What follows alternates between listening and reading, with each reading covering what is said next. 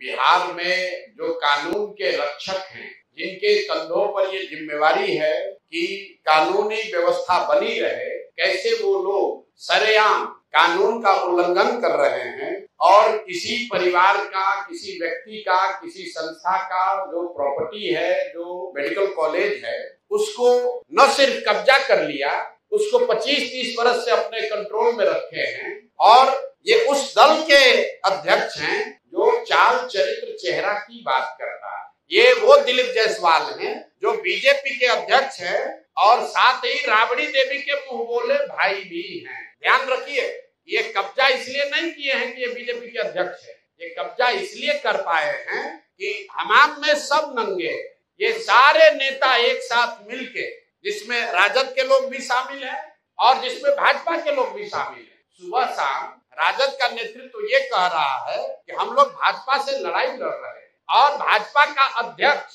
राज्य का अध्यक्ष, उसने एक सिखों के कॉलेज को जबरदस्ती कब्जा किया हुआ है। उसको राजद की इतनी बड़ी नेत्री राबड़ी देवी कह रहे हैं कि मेरा मुंह बोला भाई है, और उनके मुख्यमंत्री रहते हुए ये कब्जा हुआ है और उसके बाद लगातार ये कब्जा बना हुआ है। तो ये दिखाता है कि भाजपा, राजद, जदयू, ये सब व्यक्तिगत लाभ की जहां बात आती है तो ये सब लोग आपस में मिल जाते हैं। भाई, जो व्यक्ति उस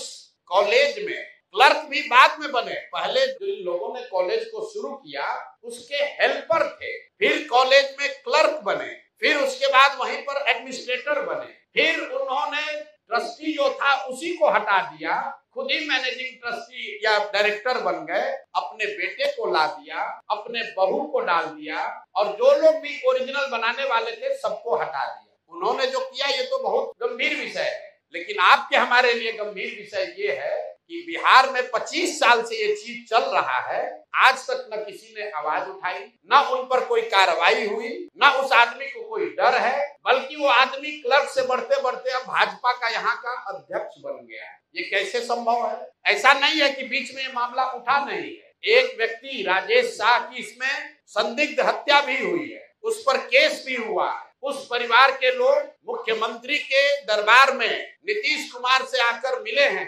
नीतीश कुमार ने उस पर जांच की बात कही है, और जिस एसपी ने साहब को, ये दिलीप जायसवाल को क्लीन चिट दिया है, अपेरेंटली उन्हीं की पत्नी के बारे में कहा जा रहा है कि उसको मेडिकल कॉलेज में एडमिशन देके उनको MBBS कराया गया। तो ये जो पूरा मॉडल है कि इस कॉलेज का इस्तेमाल राजनीतिक लाभ और पैट्रोनेज के लिए खुलेआम 25 साल से किया जा रहा है। अब एक आंकड़ा सुनिए, 50 से ज्यादा अलग अलग पॉलिटिकल परिवार के लोग, उनके बच्चे, उनके परिवार के सदस्य बिना किसी एडमिशन टेस्ट के मैनेजमेंट कोटा से इस कॉलेज में उन्होंने एडमिशन लिया, वहां से मेडिकल की उनको डिग्री मिल गई, और वो सब दिलीप जायसवाल को बचाने और मदद करने में लगे रहे। जब भी पिछले 25 वर्ष में दिलीप जायसवाल को कोई परेशानी हुई, जिससे भी परेशानी हुई, उस व्यक्ति को, वो चाहे राजनीतिक नेता था या पत्रकार था, पुलिस वाला था, जुडिशरी का था, या तो उसको पैसे और बल से दबाया गया,